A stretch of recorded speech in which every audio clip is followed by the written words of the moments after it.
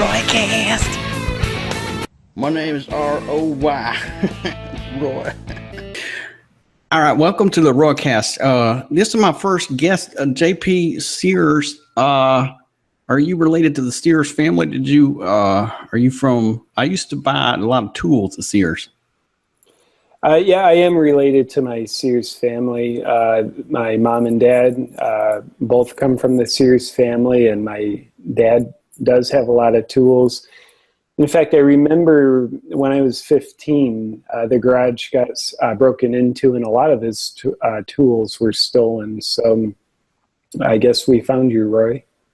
Did you fall into a flower patch? What is that in your head? This is a flower, Roy. It's a flower that symbolizes another flower, the lotus flower, which symbolizes an opening of your third eye. That's what it is, Roy. I had a cousin had 3 eyes. He didn't live very long. That's fascinating, Roy. It absolutely is. Did you by chance marry his sister? We're not all totally sure what some of our relations are exactly where I live. I'll take that as a yes. I don't know. So I got some questions for you. I know you do a lot of spirituality, and so my question for you is like if you're not, can you still be spiritual if you're not that bright? Is this still English, Roy? I'm not totally sure if I speak this dialect. I'm American. I'm from America. All right, if you can do your best English here, I'm going to work with you, Roy. Okay, so can you be spiritual if you're not that bright? Because then people say to me, Roy, you're not that bright, and so how smart do you have to be? Well, Roy, in this case, I think the less smart you are, the more you can be guided by the universe, great spirit. So the more mindless you are, the more mindful you can be. In fact, that's why I teach something called mindfulness. The less of your mind you have, the less blockage there is between you and your higher self. I feel like, now that's why I think that huffing gas is the way to go, because every time I huff gas, I definitely feel like there's less of my mind left. Is huffing gas, is that kind of like plant medicine except more chemical medicine? I don't know. But I do know that when I get like when I wake up, I have a big headache, and I think that the more pain you experience, the more spiritual you are. So I think huffing gases is probably a good way to get enlightened. Well, it seems to be working for you, Roy. Well, thanks. Well, so how much of a spirituality do you think is like having like art and like religious art and religious statues? I like a statue of Buddha, and I feel like that makes me at least 20% times more spiritual.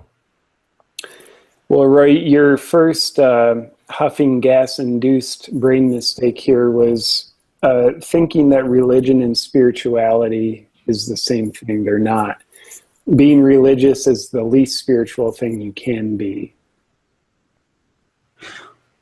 So, all right, like my dad never went to church. So does that mean he's more spiritual? Yes. Okay.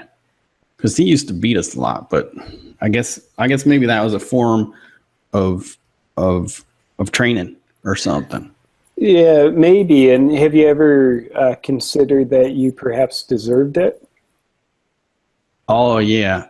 I mean, one time I tried to make a helicopter out of his car and a couple chairs.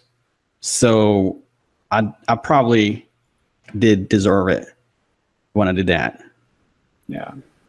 So the moral of the story is if you're spiritual, yes, you do need art. Yes, you do need to wear mala beads. I know you don't know what those are, but nonetheless, and yes, you need to wear clothing that's incredibly expensive yet looks insanely inexpensive. So the path to spiritual superiority has about 10% to do with your spiritual life, and then about 90% to do with looking spiritual. That's pretty cool. I don't think that they would lack it in my trailer park. Pretty sure they'd think it was pretty weird. You could come hang out if you want. I guess we could try it out. If they don't beat you up, then maybe I'll try it. Yeah, I'm insanely certain that I have enough plans that I'm not going to be able to make it. Oh man, you make me sad, Mr. Sears. All right. Well, like I said, I'm not that bright, so I could only come up with 4 or 5 questions. So, thanks for talking to me. I didn't understand a lot of it, but I want to like you. Yeah. So, Well, and I mean this from the bottom of my heart. When my people set this interview up and accepted it, I truly thought that I was going to be talking to somebody else. Oh. Okay. All right. Well, welcome.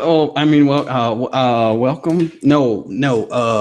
That's the Roycast. It's over. All right. That was great. Our guest was JP Sears, and he was an interesting dude with a flower in his head. Thanks for coming on, Mr. Sears, and I look forward to seeing you play tennis on TV.